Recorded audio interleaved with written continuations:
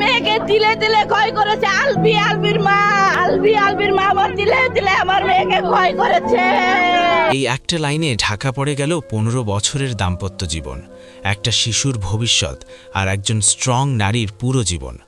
2010 সালের 9 নভেম্বর, তখন ইকরা মাত্র 19 বছরের এক তরুণী। ছোট পর্দার অভিনেতা জাহির আলভির সঙ্গে প্রেম করে পালিয়ে বিয়ে করেছিলেন দুইজন।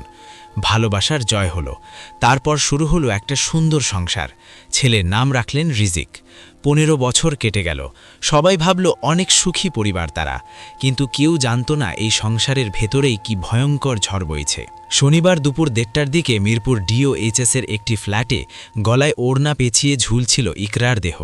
ঘটনার ঠিক আগের দিন স্বামী জাহের আলভি নিজের ফেসবুকে লেখেন, ভুল করলে তো মাফ পেলে, কিন্তু মুক্তি মেলে না।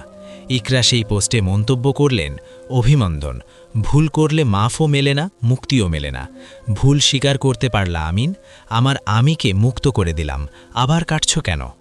নেটিজেনরা বলছেন এই পোস্টগুলোতে দুজনের মধ্যে চলমান ঝগড়া এবং সম্পর্কের অবস্থা স্পষ্টভাবে ফুটে উঠেছে।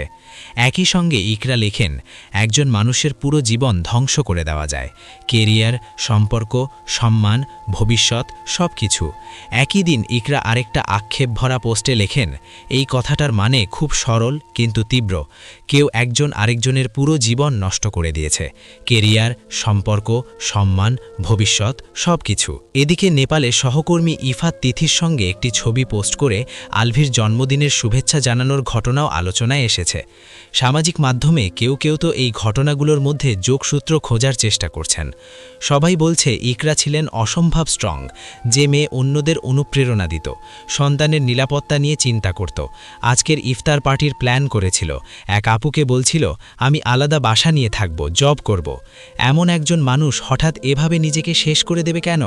কি এমন ঘটেছিল যে একদিন আগেও যিনি জীবনের লড়াইয়ে দাঁড়িয়েছিলেন, পরদিন আর দাঁড়াতে পারলেন না? জাহির আলভি তখন নেপালের শুটিংয়ে।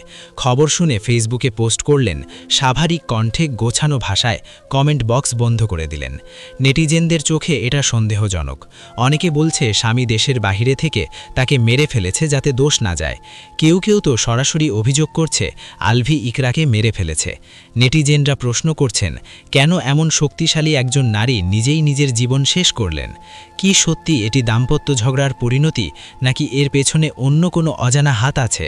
সামাজিক মাধ্যমের পোস্ট, কমেন্ট, জন্মদিনের ছবি সব মিলিয়ে রহস্য আরও গভীর। শেষ পর্যন্ত ইকরা জাহের আলভির ঘটনা আমাদেরকে মনে করিয়ে দেয়, কখনো কখনো পরিচিত জীবনেও লুকিয়ে থাকে এমন কষ্ট ও সংকট যা বাহির থেকে বোঝা যায় না।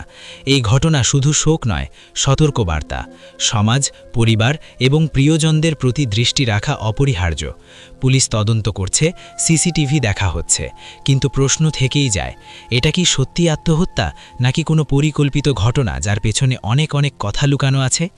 ইকরা চলে গেলেন, রেখে গেলেন একটা নিষ্পাপ ছেলেকে, একটা ভাঙা পরিবারকে, আর হাজারো প্রশ্ন। যারা বলেন আত্মহত্যা, তাদের কাছে প্রশ্ন, একজন মা এভাবে ছেলেকে ছেড়ে যাবেন? যারা সন্দেহ করেন তাদের কাছে প্রশ্ন, সত্যটা কি? আল্লাহ তাকে জান্নাত দান করুক, আর যদি কোনো অন্যায় হয়ে থাকে তাহলে সত্যটা বেরিয়ে আসুক। রিজিক যেন তার মায়ের অভাব না বোঝে। এই ঘটনা আমাদের সবাইকে ভাবায়, দাম্পত্য জীবন কতটা ভয়ঙ্কর হতে পারে যখন ভালোবাসা শেষ হয়ে যায়। চুপ করে থেকো না, সত্য চাও, ন্যায় চাও। ইকরার মৃত্যু যেন বৃথা না যায়।